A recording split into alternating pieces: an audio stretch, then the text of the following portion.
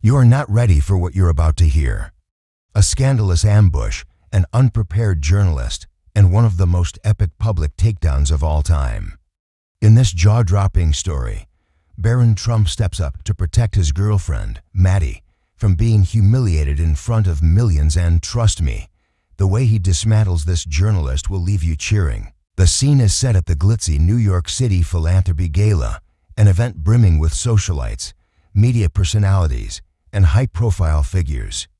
Maddie, Barron's girlfriend, was there to support the charity, and her partner, looking radiant in a sleek, formal dress that spoke of understated elegance.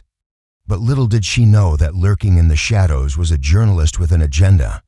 Samantha Collins, a reporter for the Daily Progressive, had been planning this ambush for weeks. Known for her hit pieces on prominent figures, especially conservative ones, she was notorious for creating viral gotcha moments.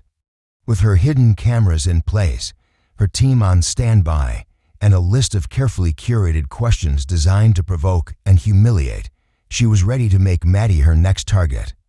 Collins' plan was simple: corner Maddie, ask loaded questions, catch her off guard, and paint her as unworthy of her high-profile relationship. She even had a hashtag prepared, #exposed by Collins. To her, it was the perfect opportunity to climb the media ladder. But there was one thing she hadn't accounted for: Barron Trump. The event was in full swing when Collins made her move. Spotting Maddie standing alone near the refreshment table, she swooped in with a fake smile and microphone in hand. "Maddie, can I ask you a few questions?" she said sweetly, though her tone dripped with condescension. Cameras rolled as Collins began her line of attack. As someone dating into one of America's most controversial families, Collins began, her voice loud enough to draw attention from nearby guests. "How do you respond to critics who say you're simply benefiting from Barron Trump's privilege?" The question hung in the air, sharp and accusatory. Maddie froze for a moment, blindsided by the blatant attempt to humiliate her. The crowd's attention shifted, their phones coming out to record the exchange. For Collins, this was it, her moment.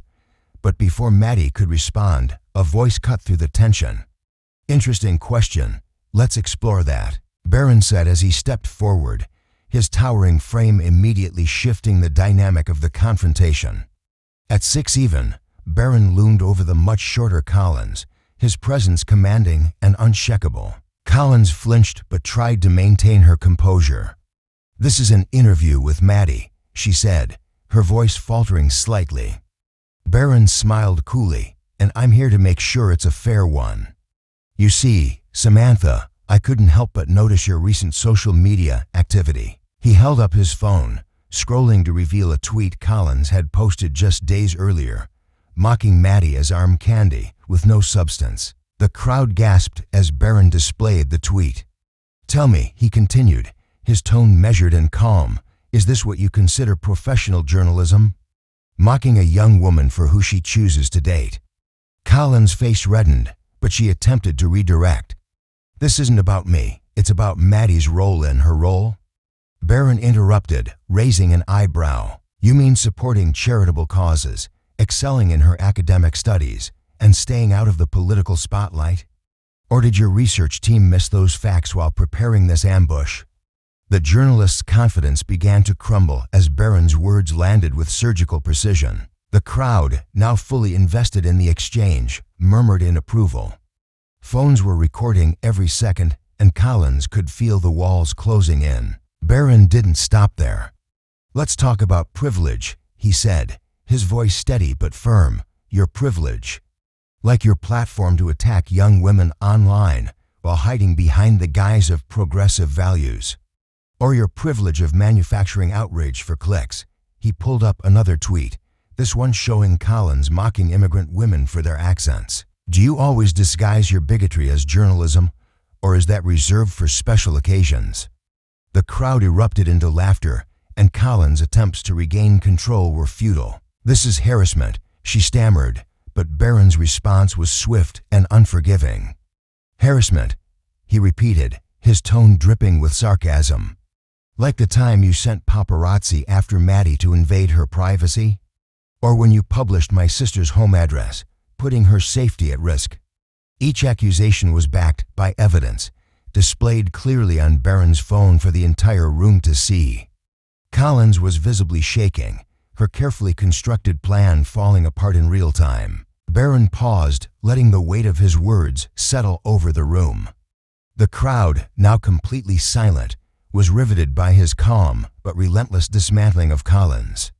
"And let's not forget your so-called journalistic integrity," Barron added, scrolling further through his phone. He pulled up emails leaked by whistleblowers that showed how Collins and her team had coordinated to create divisive narratives. This email chain shows how he deliberately framed Maddie's charity work as self-serving while ignoring her hours of volunteer work at local shelters.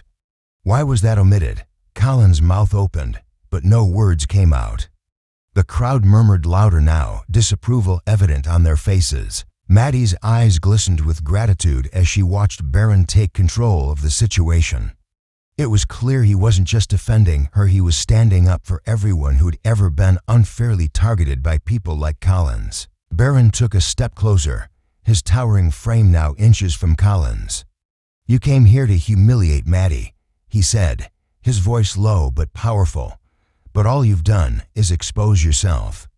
The public deserves real journalism, not your performative activism masquerading as reporting." He turned to the crowd, gesturing toward Collins. "This isn't about Maddie or me. It's about an industry so desperate for clicks that it's abandoned every principle of integrity." The room erupted into applause as Collins, now pale and defeated, muttered something incoherent before fleeing the scene. The live stream, intended to humiliate Maddie, instead captured the complete destruction of Collins' credibility.